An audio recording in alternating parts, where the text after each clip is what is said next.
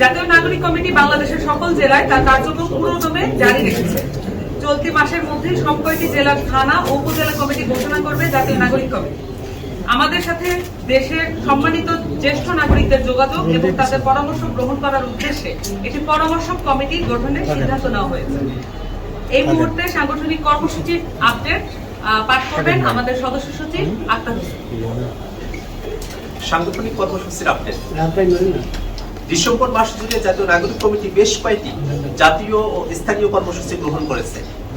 আগামী 6 থেকে 9 ডিসেম্বর পর্যন্ত পর্যায়ক্রমে বসিলা, রাজেন্দ্রপুর, জয়দেবপুর, কাশিমপুর, সাভার, আশুলিয়া, বাইপাইল ও উত্তরায় শ্রমিক সমাবেশ অনুষ্ঠিত হবে। আগামী 10 ডিসেম্বর আন্তর্জাতিক মানবাধিকার দিবসকে সামনে রেখে সকল থানা উপজেলায় কর্মসূচি পালিত হবে। কেন্দ্রীয় কর্মসূচির অংশ হিসেবে কেন্দ্রীয় শহীদ মিনারে ফ্যাসিবাদী ও গণহত্যাকারী আওয়ামী লীগের বিগত 15 বছরের সকল গুম, খুন, ঘুষখোর, ধর্ষণ সহ সকল ধরনের অনুষ্ঠিত হবে। জাতীয় রাজনীতিতে নাগরিক কমিটির বর্তমান কার্যক্রম। দুদক সংস্কার কমিশনের প্রস্তাবনা আহ্বানের ভিত্তিতে জাতীয় নাগরিক কমিটি 13 দফা সংস্কার প্রস্তাব পাঠিয়েছে। তন্মধ্যে উল্লেখযোগ্য প্রস্তাব হচ্ছে দুদককে একটি সাংবিধানিক তদন্ত সংস্থা হিসেবে গঠন করতে হবে। এছাড়াও সংবিধান সংস্কার কমিশনের আহ্বানের ভিত্তিতে আগামীকাল সকাল 11:30টায় জাতীয় সংসদ ভবনের দক্ষিণ পশ্চিম ব্লকের ক্যাবিনেট কক্ষে অনুষ্ঠিতব্য মতবিনিময় সভায় জাতীয় নাগরিক কমিটি তার সংবিধান প্রস্তাব পেশ করবে।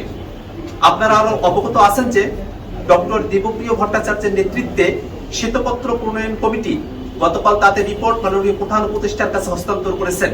রিপোর্টে উল্লেখ করা হয়েছে গত 15 বছরে বাংলাদেশ থেকে প্রায় 28 লক্ষ কোটি টাকা লুট ও পাচার করেছে গণহত্যাকারী শেখ হাসিনার নেতৃত্বাধীন আওয়ামী মাফিয়া সিন্ডিকেট। এই পাচারকৃত অর্থ বাংলাদেশের মানুষের কষ্টার্জিত অর্থ।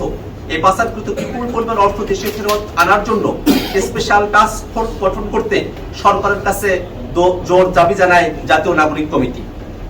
এ পর্যায়ে সারা দেশে ডিসেম্বর মাস জুড়ে ঢাকা ও সারা দেশে 6 দফার ভিত্তিতে মাসব্যাপী যে কর্মসূচি পালিত হবে সে সম্পর্কে পাঠ করছেন আমাদের সম্মানিত আহ্বায়ক নাসিরউদ্দিন পাটোয়ারি।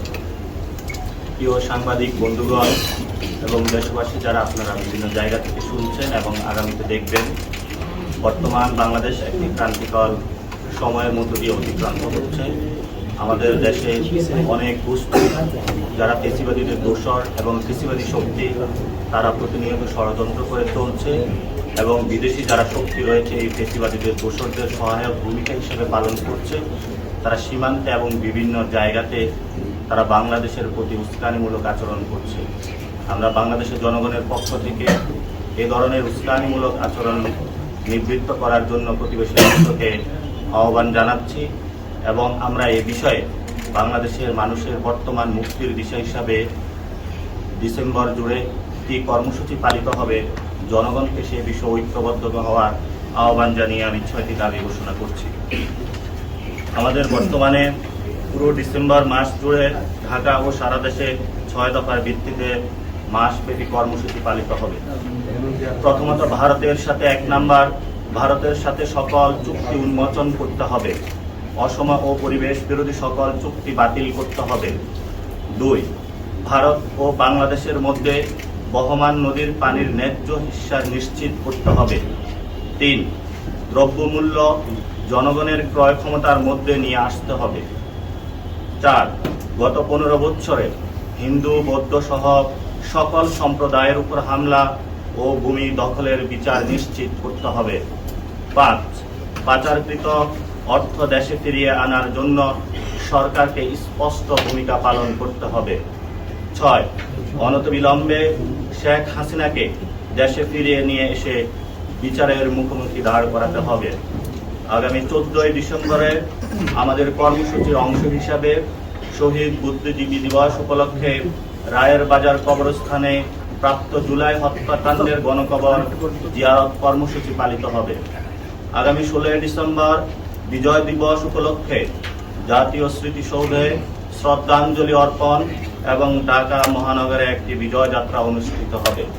প্রিয় দেশবাসী, আমরা যে পরিস্থিতি অতিক্রান্ত করছি সেই ক্ষেত্রে সকল রাজনৈতিক যারা সংগঠন রয়েছেন, বিভিন্ন পক্ষ যারা রয়েছেন, রাজনৈতিক এবং ভাবাদর্শিক যে মতবাদ রয়েছে সেগুলোর ঊর্ধ্বে উঠে ন্যাশনাল ঐক্যের যে জায়গাটা রয়েছে সেই জাতীয় ঐক্যের ক্ষেত্রে দেশবাসীকে নিয়ে আমরা ঐক্যবদ্ধ কর্মসূচি পালনের আহ্বান জানাচ্ছি।